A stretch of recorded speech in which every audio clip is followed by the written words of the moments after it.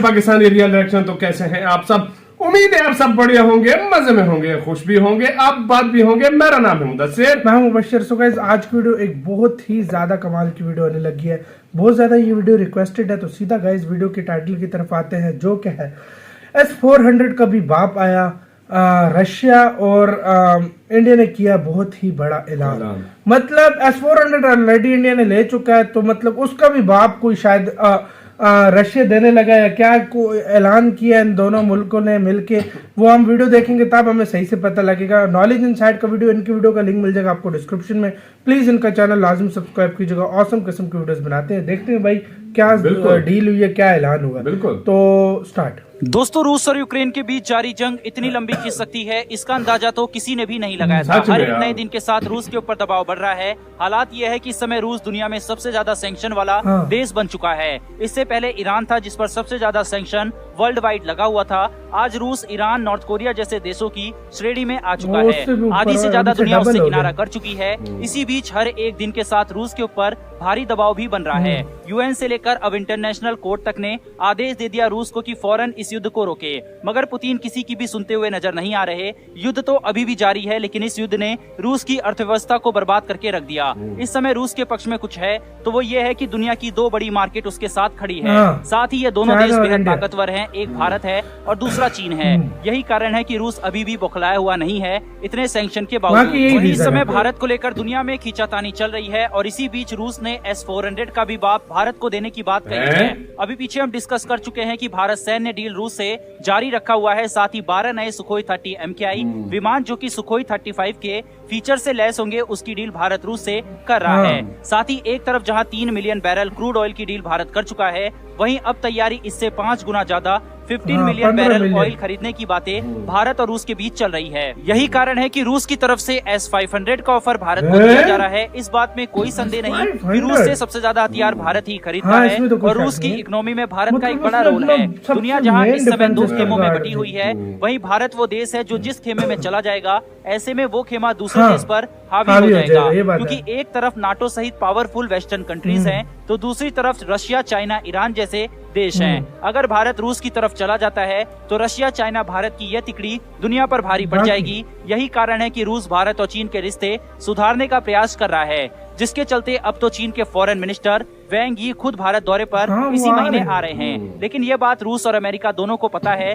कि पूर्ण रूप से भारत को किसी पक्ष की तरफ झुकाना बहुत मुश्किल है, और यही भारत की फॉरेन पॉलिसी की सफलता है। क्योंकि भारत वेस्ट को भी नहीं छोड़ सकता, क्योंकि कल को चाइना से विवाद बढ़ा तो वेस्ट ही हमारे साथ खड़ा होगा। भारत इस समय दुनिया में न केवल बैलेंस बना रहा है, बल्कि एक गजब की कूटनीति भी पेश कर रहा है। बहरहाल दुनिया का सबसे advance air defence system S-500 को लेकर रूस की तरफ से क्या कहा गया है, वो मैं आपको बता देता हूँ। दरअसल शुक्रवार को मीडिया से बात करते हुए नई दिल्ली में रूसी राजदूत ने कहा है कि मैं आपको रशिया की तरफ से ये कंफर्म कर देता हूँ कि अगर भारत रूस से S-500 एयर डिफेंस सिस्टम खरीदने में दिलचस्पी दिखाता है, तो रशिया निश्चित रूप से भारत को S-500 air defence system cell करने के लिए उन सभी संभावनाओं को एक क्लोज स्टडी करेगा, ताकि संभावनाओं को तलाश कर इस डील को पूरा किया जा सके। वहीं उनका यह भी कहना है कि इन सभी संभावनाओं की क्लोज स्टडी करने की तैयारी रशिया कर भी रहा है। इससे पहले पिछले साल रशियन डेप्यूटी प्राइम मिनिस्टर ने भी कहा था कि भारत उनके S-500 एयर डिफेंस सिस्टम का पहला फॉरेन बायर बन सकता है।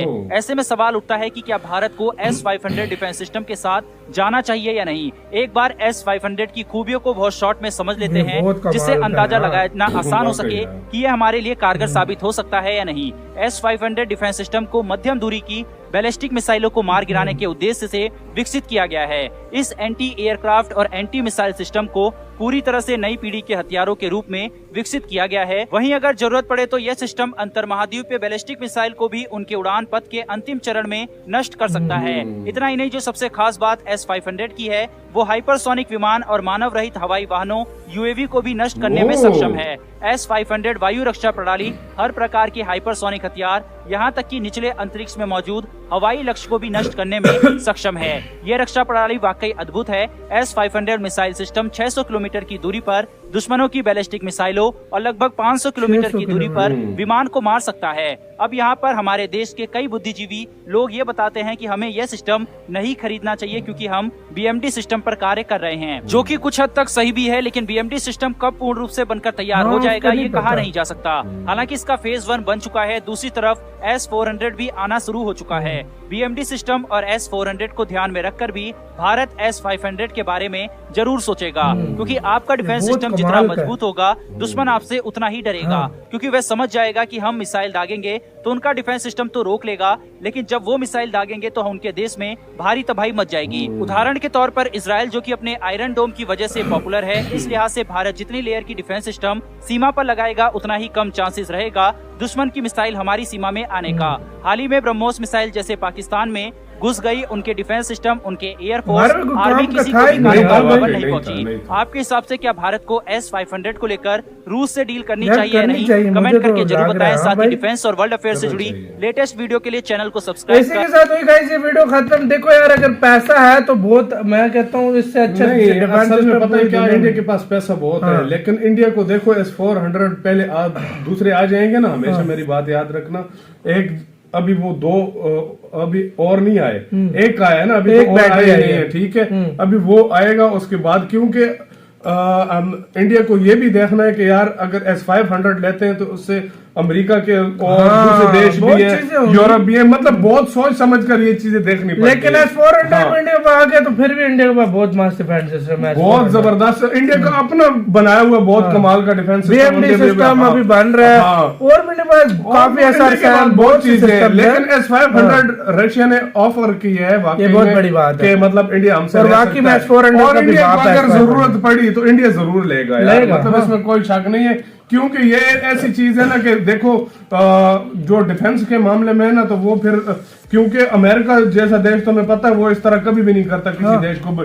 उसने या तो अपने बहुत करीबी इत्यादियों को अपने बेस्ट डिफेंस सिस्टम दिए हुए, बाकी किसी को नहीं। ये बात है, ये तो मैं बात नोट की होगी। इजराइल को देख लो, उसने दिए हुए, मतलब जहां जहां उसने अपने अड्डे बनाए हुए, सैन्य अड्डे बनाए हुए, जिस देश में बाकी किसी को पैट्रियट डिफेंस सिस्टम। लेकिन रशिया भी तो अपने सिर्फ इत्यादियों को दे रहा है, तो वही इंडिया हो गया। तो मेरे ख्याल से, मेरा जितना आइडिया है ना, तो यार इंडिया जो भी स्टेप उठाएगा, और यार इंडिया जिस तरीके से अभी स्टेप उठा रहा है, तुमने ये बात नोट की होगी यार, कोई देश उसके ऊपर बात नहीं कर सकता इस तरीके से वो सबको लेकर चल रहा है। कैसी है फॉरेन पॉलिसी की मैं बात करूं, सबको ऐसे लेकर चल रहा है जैसे कुछ वो भी अगला बात नहीं करता इंडिया में यार। सकता तो गाइस, आप लोग इसके बारे में क्या सोचते हैं? अपनी राय में कमेंट सेक्शन में दें। क्या आप लोगों की राय लेना चाहिए, नहीं लेना चाहिए? अपना बहुत बहुत ज्यादा ख्याल रखिएगा। तो यार बाय।